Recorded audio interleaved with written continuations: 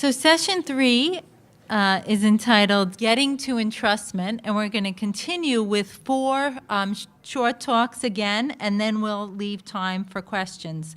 So our first talk is by Dr. Adina Kalet, who is a professor of medicine and co-director of the program on medical education, innovation, and research at NYU, and she will be talking about assessing entrustability, a simulated night on call.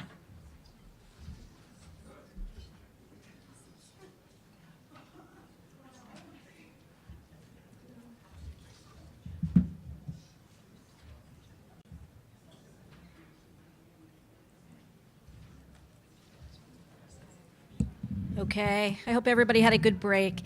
I'm going to talk just for a little bit about a series of projects that we've been working on over the last few years, utilizing immersive, situated educational frameworks in our simulation center to assess entrustability and competence. The project is called Night on Call, and I want to highlight for you a couple of sort of highlights. One is there's very few faculty making judgments in this experience, and that this is a summative assessment of core EPAs, although we have a very rich, grounded EPA project at our school, so this is just one bit of a very complex project. I'm supposed to aim to the back. Okay. The primary goals of the project are, first, we set out to measure competence and explore the entrustment judgments on the AAMC's 13 core EPAs for entering residency during a single educational event. And we think about this as a kind of a simulated 360, if you will. We also were attempting to look at differences among our accelerated 3-year pathway students, our traditional path students, both in their third year and in their fourth year. And then ultimately, which I'll show you a little bit of, we wanted to design a framework for a UME-GME educational handoff that addresses entrustment. So first, we've been talking a lot about trust. It might be defined as believing or having confidence in someone or something, and a lot of other people have already presented the frameworks for entrustment, so I thought I would just build on that and say that to entrust somebody means you assign them a responsibility to put or you put something in someone else's care. In particular, if you think about putting someone that you love in someone else's care, it might be sort of more of a meaningful definition of this. Transitioning residents are anxious. Medical students about to become interns are anxious. GME directors are anxious about the incoming class. Clinical experience and competence during the senior year of medical school is variable, both within a single school and across many schools. A new resident class is typically made up of graduates of many medical schools, and this heterogeneity in readiness has led residency program and hospital leadership to implement orientation programs, to increase supervision, to ensure patient care quality and safety, and new trainees learn to make sure that they learn to function effectively in their new roles. Some medical schools have implemented transition courses, boot camps. I'm sure that they're pretty ubiquitous in everybody's institutions. But we set out to design and implement a clinical discipline agnostic readiness for internship assessment program, which is administered just prior to medical school graduation, because we felt like it would serve many important purposes, including preparing our trainees for a smooth UME-GME transition and hand off to GME program directors so that they could enable that transition. I don't have to read these out loud. I'm sure everybody in the room knows them by heart, but in 2014, this is a couple of years into our project, the AAMC provided us with a very hardy and vetted framework for what those core transition competencies should be. And these core EPAs are the frame for the experience we developed. We also wanted to understand what it really meant to entrust somebody who has already been accepted and is contractually obligated to a residency training program, maybe up to 6 months before the day they graduate from medical school, and may or may not have had any relevant clinical experience in that interim time. We realized that we don't transition, we don't hand off any meaningful information after we send their applications for residency. And so this would be a way to kind of update the residency application project. Night on Call is a 4-hour experience in our simulation center, which is designed both to assess readiness for internship and entrustment for the core EPAs. This is research. Where's Lou? Hi. This is research. We have IRB approval, and we recruited, and it took a fair amount of effort to recruit students in 3 core groups. First, our accelerated 3-year pathway students, that's the number 2 group, the one in the middle, our traditional 3-year students and our traditional 4th-year students. And we got almost all of our 3-year pathway students to participate. As you can see, they have the appropriate range in age, right? They get older as they stay in our curriculum longer. But they also have different experience with respect to the last time they had a meaningful clinical experience. And we thought that that would be an important confounder of their ability to sort of demonstrate their competence. As Joan showed you earlier, Night on Call is again, 4 hours in the sim center. What happens is the student comes in their white coat, ready to see patients. We tell them they're going to be on call for the next 4 hours. In this case, they sign a IRB-approved consent form, and then they're on call. The first thing they do is they get a phone number. They have to answer a page from a nurse who on the phone says something like, Mr. Jackson in room E16 has had a reduction in the urine output in the last 24 hours. And then the student is expected to engage in a conversation with the nurse about what he or she may or may not know about that patient. Following that conversation, the student enters the patient room. The learner evaluates the standardized patient in the presence of the standardized nurse, has access to clinical data like EKGs and lab values, imaging results, and can do some simple bedside procedures like starting an IV or passing a Foley catheter. After the student leaves the room, both the SP and the SN complete written assessments of the learner's competence and intake and make entrustment judgments on that student. While on the computer outside the room, the student's writing a coverage note in the SOAP format. The learner writes the brief note and then is prompted to call the covering attending.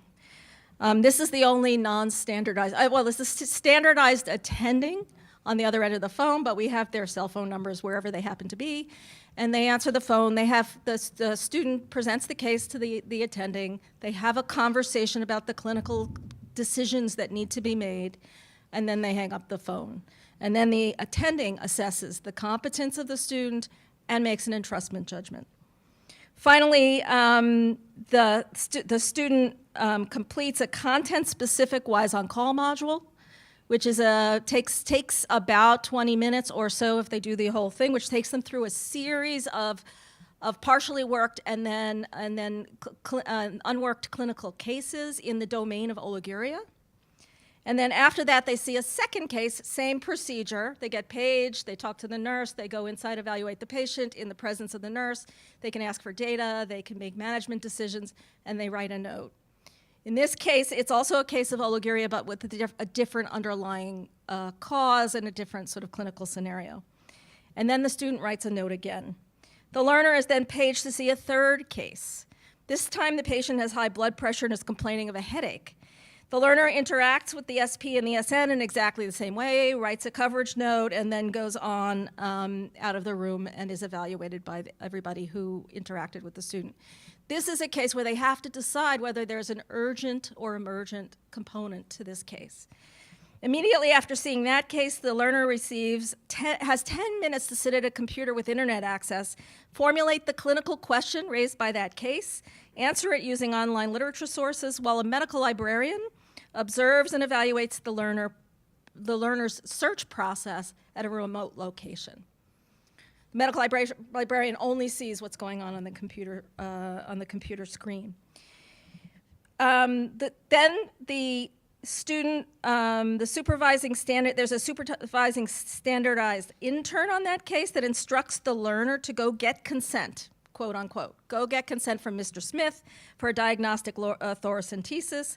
The patient's husband, who's a standardized family member, is at the bedside. The learner needs to conduct the informed consent conversation in the presence of another adult, and there's some complexity to that.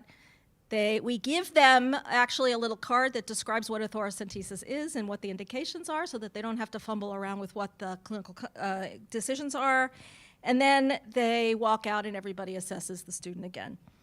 The student the student then reads a vignette about a pre-entrustable colleague, a peer, who is unsafe, is not a good participant in the culture of safety. And in writing, the student has to assess that peer about whether or not they're trustworthy as a peer. And then finally, the learner has 10 minutes to hand off the 4 patients they saw during that period of time to an incoming standardized intern. And those assessments, those handoffs, are assessed for quality and entrustability. So it's a complex experience. Just to show you're not meant to read this, but the EPAs across the top, all the experiences the students have are the rows, and we built these experiences to measure all core EPAs, either across many cases or within one case, depending on what the task was. We also made sure we had reliable measures of competence within each of those situations. And we had about 17 unique entrustment decisions on that same student from multiple perspectives, only one of them from another physician. Just to give you a sense of how we measured that, in the first case of Mr. Jackson with oliguria, the standardized patient, the standardized nurse, and the standardized attending assessed the student. These are the core areas. The standardized nurse assessed on the top, on the standardized patient on the top and the standardized nurse below. These are standard measures we use in our standardized patient program, and we have good validity data on those measurements. Then we ask each of them whether or not they would recommend this doctor to a friend or family member for his or her communication skills and for their medical competence. So we have the standardized patient, standardized nurse make judgments about the trustworthiness of that doctor. The oral presentation is given, the oral presentation and case discussion is had with an actual physician, an attending physician, on the phone. And there's a standard checklist that we've developed from published validated scales. Then the standardized attending makes it an entrustment decision on a scale. And we've been playing around with what that scale should be, and you've already heard some good presentations about what those scales might look like. What are our findings so far? Everybody want to know? Okay. So here's the interesting thing. There's no competence differences across the 3 groups of students. Traditional third-year students, accelerated third-year students, and fourth-year students about to graduate, except in one specific domain, which is based on their clinical notes. There are 4 notes that are read by trained medical students who are trained to look for these competency areas. This is Dr. Pangaro's reporter, interpreter, manager. And then we give them an overall clinical reasoning score. It's only in the clinical management where the 4th-year students do significantly better than everybody else. So let me tell you about the trust judgments, which is a sort of an interesting domain. Every trust judgment, all 16 to 17 trust judgments that the students either make or are made on them, correlate with competency measures in general. And here's what's called a heat map. And I don't mean for you to see this other than that it's green and red and orange in between. What you have across the rows are individual students. There are 76 students in this study. They're in 3 chunks. The top chunk are third-year students, a year away from graduation. Right? Red means stop, means their entrustment judgments were relatively low. Green is go, they're on the high end. Yellow is somewhere in between. The bottom 2 cohorts of students are near graduates, weeks from graduation, like 2 to 6 weeks from graduation. We think that the near graduates are doing a little bit better than the students who are a year behind them in certain ways. And let me just show you in what ways. If you look down the rows, These are judgments made by standardized nurses. They're unique in how tough they are, either how tough the raters are or how untrustworthy our students are in terms of their interprofessional education skills. And again, I show you this by individual patient because the sample size is small. Statistics may or may not be reliable in this setting. It's a small sample size. We really suffer from that. But we have a lot of detailed information about these students, and this is a nice way to look at it. So we do know that our near graduating students, 3-year pathway, 4th-year pathway doesn't seem to matter with respect to core competences, but with respect to entrustability, they're equivalent.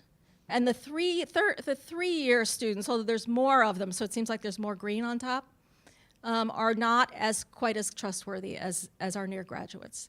And that the standardized nurses, remember there are 3 standardized nurses, 3 different actors trained to do this from the perspective of the standardized nurse, are probably detecting some relatively low in trustworthiness in our students compared to other points of view, the point of view of the patient, the point of view of a peer, the point of view of an attending physician, and the point of view of a peer who's taking a sign out. What else can I tell you about this? Well, for those of you who are psychometrically inclined, we did a confirmatory factor analysis, small sample, lots of measures, but there's a model that fits the measurement, the data. There's a single latent variable, and we've looked at this in multiple ways, that can explain the variation in all the trust measures. It fits, it's statistically significant, and again, it's a preliminary finding that suggests that we are measuring something we set out to measure, which was trustworthiness in our students. Just to give you a little sense of what that looks like if you drill down, remember that there's 3 different people assessing the student on the same case, right? There's the nurse, the patient, and the attending. There's correlation of 0.5 or better when the 2 observers are in the room with the student, that suggests, as Lou Pangaro said before, entrustment's probably a social contract. It is what we say it is. There's some agreement on what the je ne sais quoi is, but the agreement between the people who have directly observed the behavior, and then the attending who did not even meet the student, but talked to the student on the phone, and didn't directly observe that particular behavior, also had assessments that correlated in a statistically significant sense with the other observers. This is, again, validity evidence that direct observation from multiple perspectives seems to be measuring something called trust. We recently I'm going to talk about this very briefly. We recently tried to follow up on our students 8 months later. And remember, the ones that are no longer with us are interns.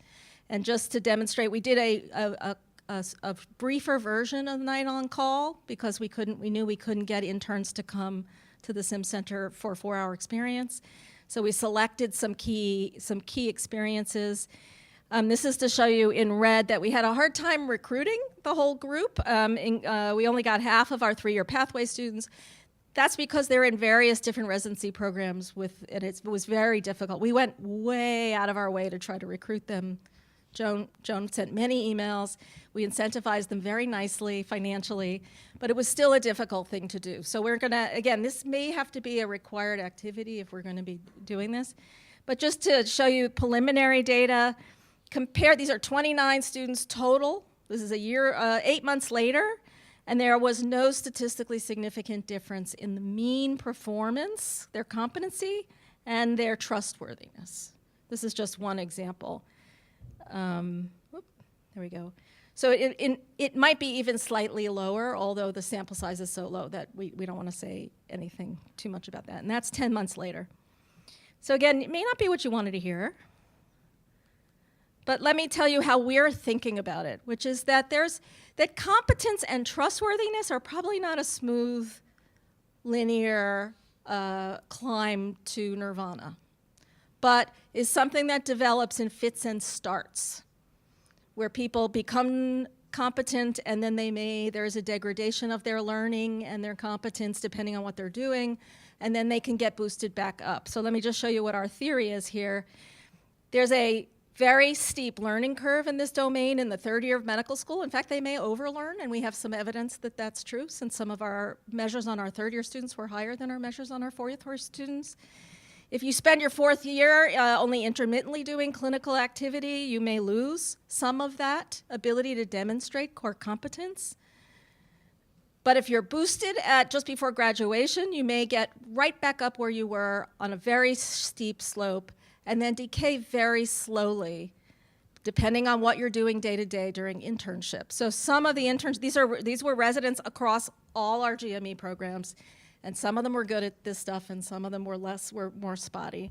And this is a way to understand these kind of the development of their competence. Now that may sound like an excuse because we didn't show any differences, but I do believe, based on what we really understand about and watching these students, that we are seeing a little bit of this kind of the fits and starts as you go along.